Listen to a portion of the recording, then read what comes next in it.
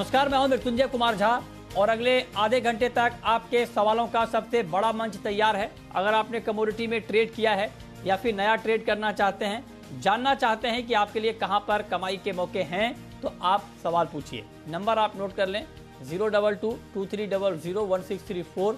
इसके अलावा आप 02223001635 पर भी अपना सवाल पूछ सकते हैं।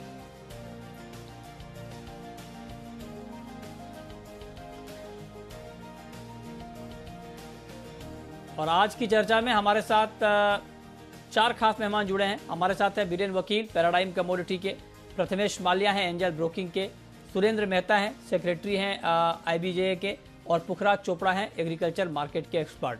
आप सभी का बहुत बहुत स्वागत है। और चर्चा की शुरुआत गोल्ड से करेंगे। गोल्ड 47,000 के नीचे आ चुका है। गिरावट बढ़ गई है क्योंकि बॉन्ड यील्ड US में एक बार फिर से बढ़ गया है। उसका इम्पैक्ट हम प्राइस पर देख रहे हैं। मेहता जी बताएं सर, क्या लगता है आपको 47,000 के नीचे क्या गोल्ड की कीमतों में गिरावट और बढ़ सकती है क्या?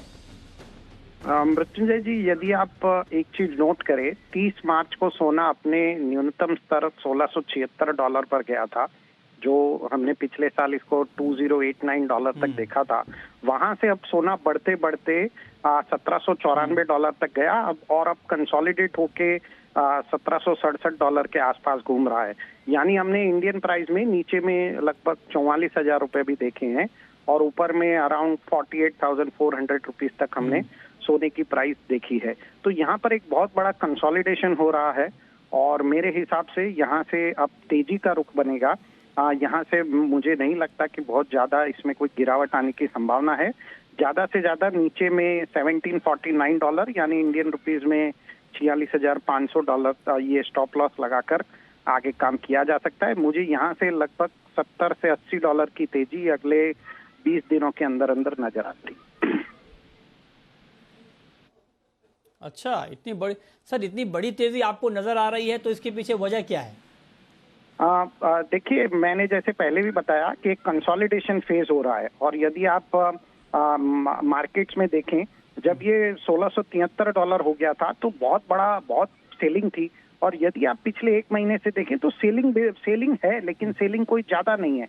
और हमने जब $1794 भी देखा था तब भी कोई ज्यादा सेलिंग आई नहीं है। तो ये कंसोलिडेशन फेज गिना जाता है और इसीलिए मुझे लगता है कि इसमें अब तेजी का रुख बनेगा। और जिस प्रकार से एशियन मार्केट के अंदर जो कोरोना को लेकर भारत में विशेष तौर पर जो स्थिति बनी हुई है, तो एक बार फिर से हम 2020 वाली स्थिति में जाने वाले हैं और जहां पर लोग हेज करने के लिए गोल्ड का उपयोग करेंगे। अच्छा, तो आप कह रहे हैं कि हेजिंग के तौर पे गोल्ड का इस्तेमाल और बढ़ेगा तो प्राइस पर भी इसका इम्पैक्ट पड़ेगा। तो आपको लगता है कि आगे दाम बहुत बढ़ने वाले हैं। लेकिन प्रथमेश माल्या जी, आप बताएं कि ये तो आगे की बात हो गई लंबे समय की, लेकिन आज अगर गोल्ड में ट्रेड लेना हो, 400 रुपए के आसपास की गिरावट है गोल्ड में, क्या किया जाए इस भाव पर, बिल्कुल करंट मार्केट प्राइस पर? आई थिंक 47,100 47,200 की पॉसिबिलिटी यहाँ से दिखाई दे रही है। अगर करंट भाव पे कुछ करना है तो मेरे ख्याल से आप शाम के सेशन में 46,800 के आसपास का अगर आप डिप में बाई करोगे तो आपका रिस्क रिवॉर्ड फेवरेबल रहेगा। 47,150-200 आपके टारगेट रहेंगे और आपको 46,650 का आपको स्टॉप लॉस लगाना पड़ेगा।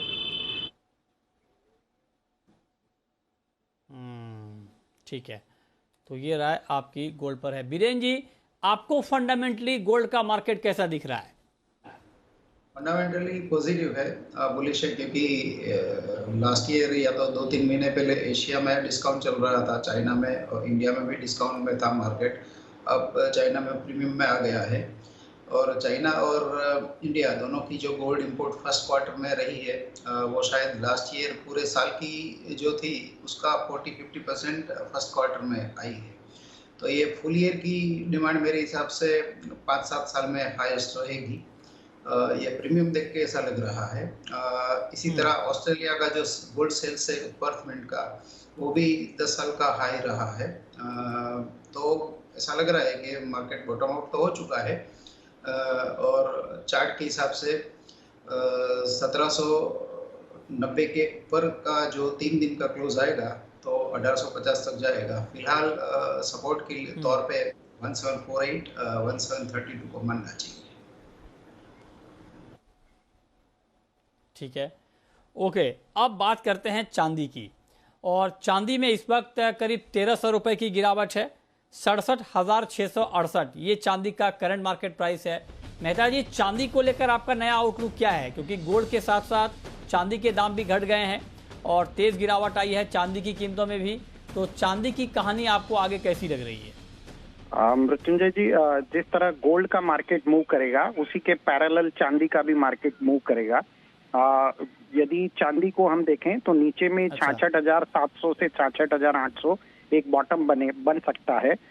इस पर स्टॉप लॉस लगाकर काम किया जा सकता है, लेकिन ये $26 जो अभी $26 चल रहा है इंटरनेशनल मार्केट में, उसके $27.5 तक जाने की उम्मीद है, जो इंडियन प्राइस के हिसाब से लगभग 71,000 के आसपास होता है। तो मुझे ऐसा लगता है कि चांदी में भी एक कंसोलिडेशन पूरा हुआ है, क्योंकि यदि चांदी को भी आप पिछले एक महीने से देखें तो ये $25 और $26 के बीच में ही मूव किया है चांदी ने, और वहीं पे इसने अपना प्राइस कंसोलिडेट किया है और लोगों ने इसमें बाइंग की है, और यहाँ से अब ये बड़े मूव की तरफ रुख करेगा। अच्छा, तो ये राय आपकी है चांदी के ऊपर कि चांदी का आगे ट्रेंड क्या होगा, लेकिन चांदी में इंट्राडे के ट्रेडर को प्रथमेश जी क्या करना चाहिए? 1300 रुपए के आसपास की गिरावट है इस वक्त, अभी 67,700 के करीब है भाव। इस भाव पर आज शाम के लिए क्या ट्रेड बन रहा है? मेरे ख्याल से गिरावट है आज के सेशन में, और पॉसिबिलिटी शाम के सेशन में भी। अगर आपको 67,500 के आसपास ये कमोडिटी मिले तो वहाँ पे एंट्री पॉइंट सही रहेगा, और 66,800 का स्टॉप लॉस रहेगा। ऊपर में टारगेट करीब 68,700 के रहेंगे। मेरे ख्याल से जितना गिरा है आज के सेशन में उतना ही वापस राइज होने की पॉसिबिलिटी दिखाई दे रही है। तो मेरे ख्याल से सिल्वर में बाय करना पॉसिबल स्ट्रैटेजी रहेगी। ठीक है, तो ये राय हो गई आपकी चांदी पर। बहुत शुक्रिया सुरेंद्र मेहता जी आपका हमारे साथ जुड़ने के लिए और गोल्ड और सिल्वर के ऊपर अपना व्यू, अपनी राय देने के लिए। तो ये तो बात हो गई चांदी की। अब हम आगे बढ़ते हैं, अब बात करते हैं एग्री मार्केट की। जी हाँ, एग्री मार्केट में ज़बरदस्त उठापटक का माहौल बना हुआ है, और ख़ास करके तिलहन के मार्केट में ज़बरदस्त उठापटक है। एक दिन बड़ी तेज़ी आती है तो दूसरे ही दिन तेज़ गिरावट आ जाती है। आखिर मार्केट में चल क्या रहा है बीरेन जी ये एग्री में? मेनली शिकागो में हम जो वाइड स्विंग देख रहे हैं सोयाबीन में, और ऐसा ही वाइड स्विंग 5% 4% की वॉलेटिलिटी इंडोनेशिया पाम या तो मलेशिया पाम में भी है। तो इंडियन मार्केट्स उसी को रिफ्लेक्ट कर रहा है। बीच में स्पेकुलेशन में जो थोड़ा विरोध हो रहा था हाइपर स्पेकुलेटिव एक्टिविटी का, तो 2-3 लगातार सर्किट हो गई थी।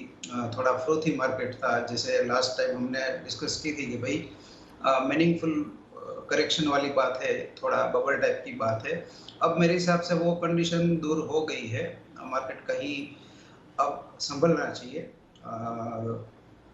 क्योंकि अभी भी फिजिकल मार्केट काफ़ी फर्म है, कुछ चीज़ों में शॉर्टेज बनी हुई है। टेम्पररी ये थोड़ा एक्स्ट्रा वोलेटिलिटी इसलिए भी देखते हैं कि वर्ल्ड में सप्लाई डिसरप्शन है और यहाँ लॉकडाउन के चलते हुए डिमांड डिसरप्शन है। तो थोड़ी लॉकडाउन की स्थिति थोड़ी ईज होगी तो मार्केट नॉर्मल सिंक्रोनाइज्ड होंगे। ओके, ठीक है, तो ये राय आपकी एग्री मार्केट के ऊपर है, लेकिन ग्राउंड पर क्या चल रहा है, फिजिकल मार्केट में क्या चल रहा है, ये बताने के लिए, समझाने के लिए हमारे साथ पुखराज चोपड़ा जुड़ रहे हैं बीकानेर से, एग्री मार्केट के जाने माने एक्सपर्ट हैं। पुखराज जी, बहुत बहुत स्वागत है सर। क्या हो रहा है सर फिजिकल मार्केट में? रातों रात फंडामेंटल बदल जा रहे हैं, एक दिन बड़ी तेजी, दूसरे दिन बड़ी गिरावट।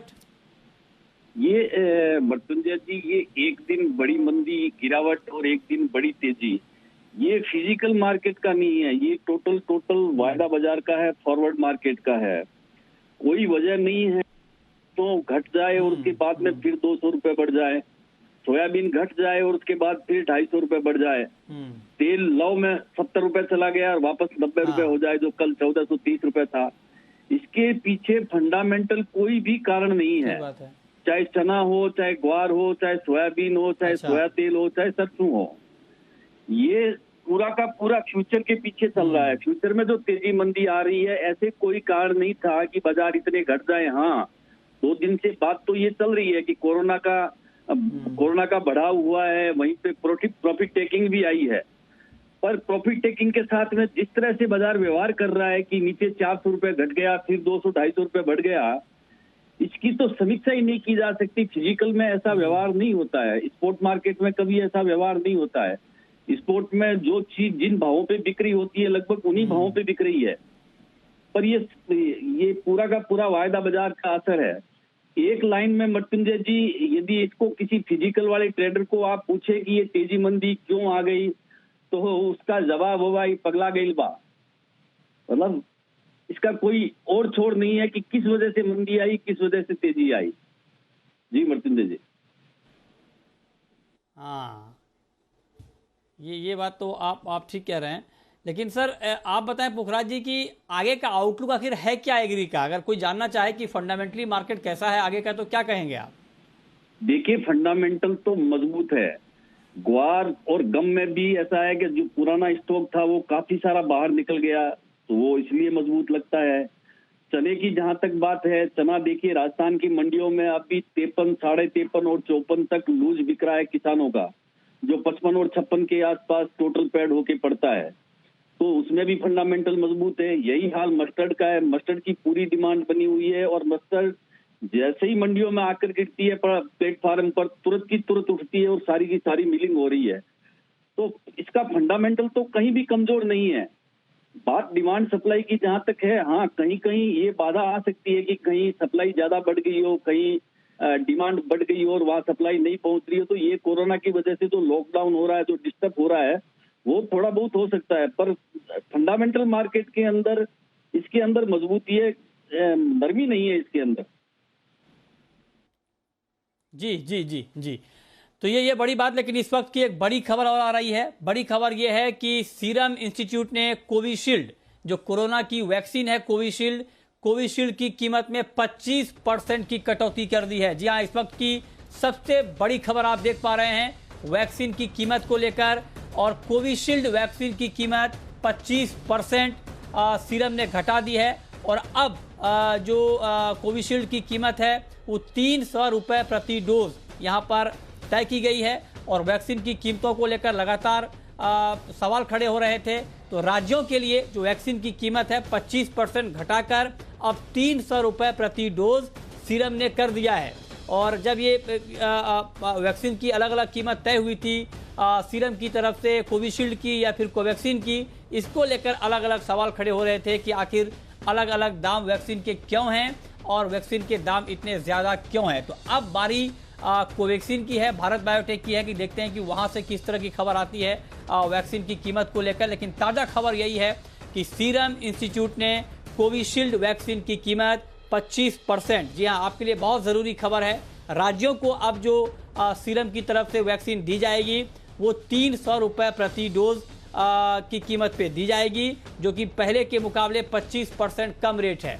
25% दाम यहाँ पर कम किए गए हैं सीरम की तरफ से। तो वैक्सीन की कीमतों के मोर्चे पर एक बड़ी राहत की खबर आ रही है, क्योंकि अब 18+ को भी 1 मई से वैक्सीन दी जाएगी।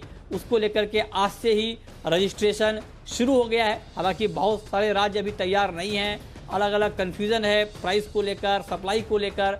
तो उस दिशा में एक बड़ी खबर इस वक्त आ रही है कि सीरम ने 25% दाम कम कर दिए हैं राज्यों के लिए, और अब राज्यों को 300 रुपये प्रति डोज पर ही कोविशील्ड की वैक्सीन मिलेगी।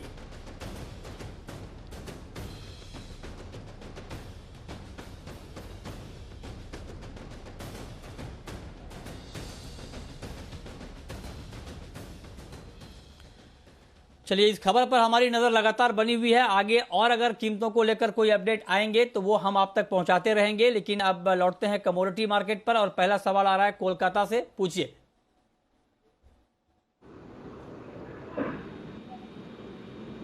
सर, कॉपर पे करंट रेट पे क्या करना चाहिए? कॉपर में करंट रेट पर क्या करना चाहिए? ओके, बताइए क्या करना चाहिए कॉपर में प्रथमेश जी?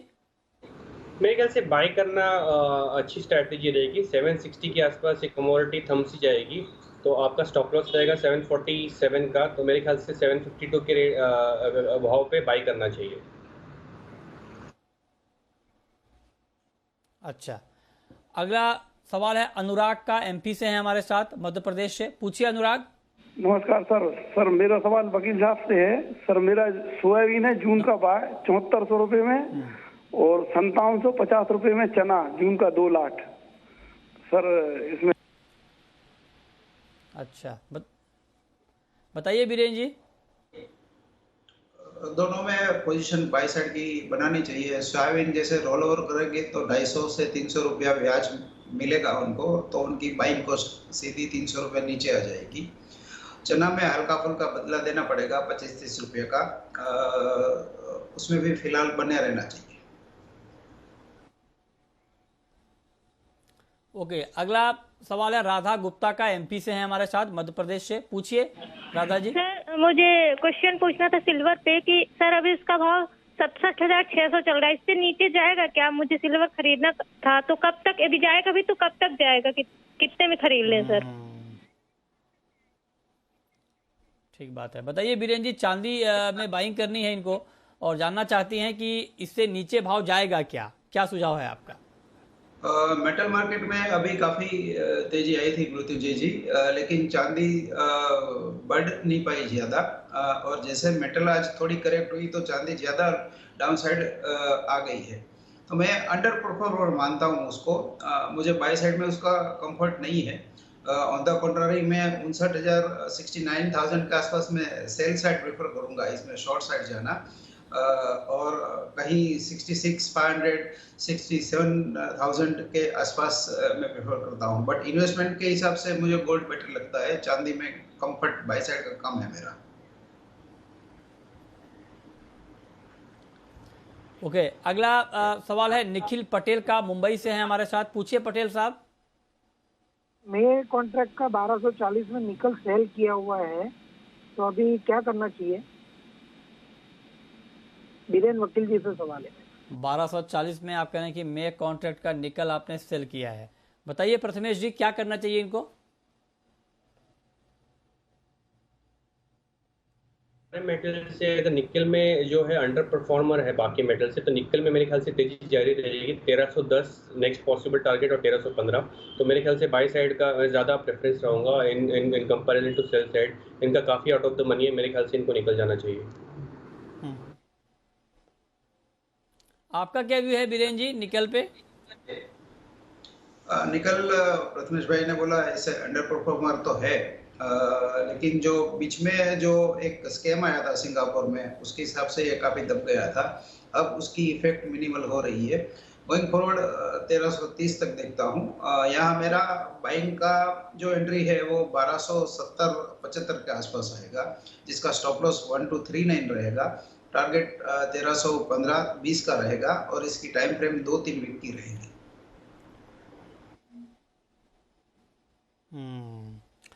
ओके, नेचुरल गैस पर आपका व्यू प्रथमेश जी?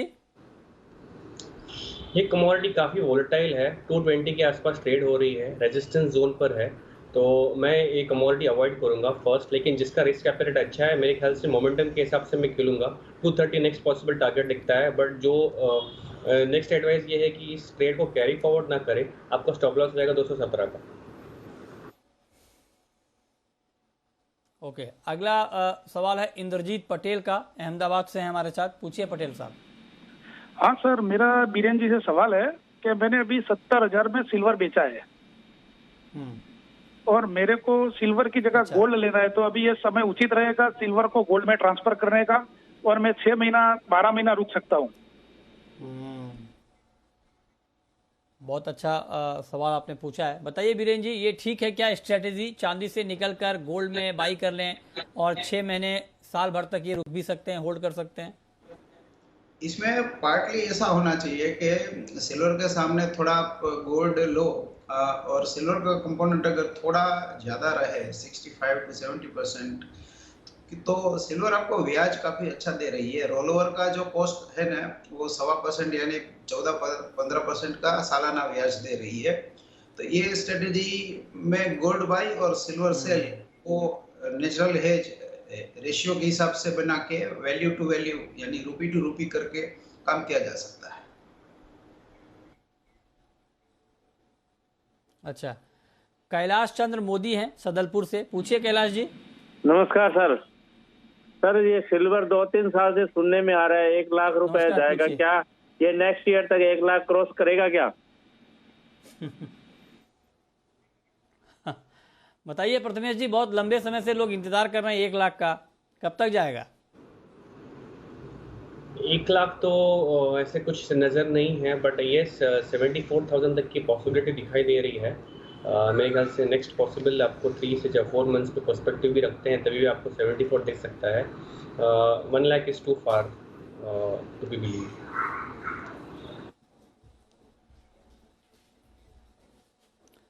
ओके, अगला सवाल है विजय कुमार का, हिसार से हमारे साथ जुड़ रहे हैं। पूछिए विजय जी।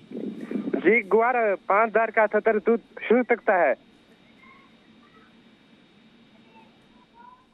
5,000 का स्तर आप कह रहे हैं कि क्या ग्वार छू सकता है क्या? बताइए बीरेन जी, आप तो ग्वार के एक्सपर्ट हैं सर, आपके रहते अगर 5,000 ना जाए ग्वार तो बेकार है सर।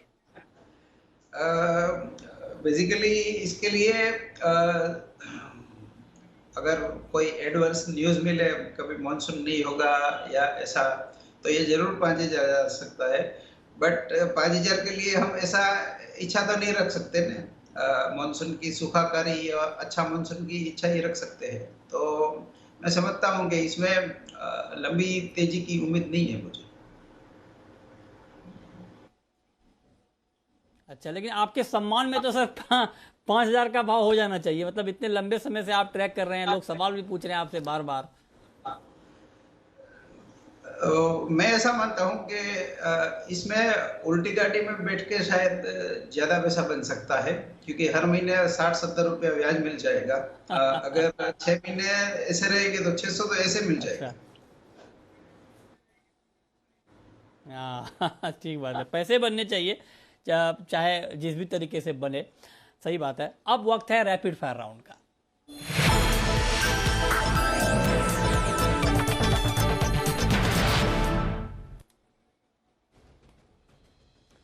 बीरेन जी बताएं सर, आपकी पहली रैपिड फायर कॉल।